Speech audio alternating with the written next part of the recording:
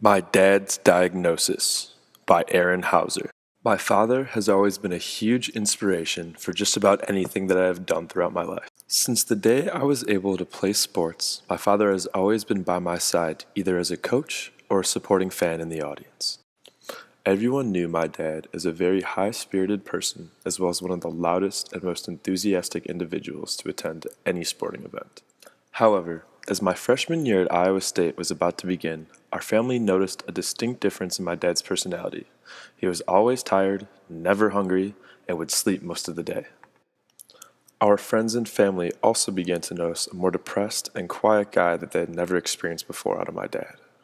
One weekend while I was at college, my parents decided to come up to visit to see me play in one of the volleyball tournaments that was being held at Iowa State. After my tournament, while we were eating dinner, my parents told my sister and I that they had something important they needed to tell us. They said during Dad's last doctor's appointment, they had discovered that Dad has cancer. I was shocked. Not knowing how to respond, I was silent, and I let my parents continue to talk about it. They told me that Dad was going to start treatment immediately. The worst part of all was that I had to stay in Iowa the entire time my dad was having treatment.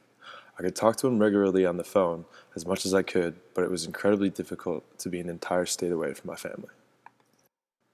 After about a month, I got to see my dad for the first time since he had started treatment.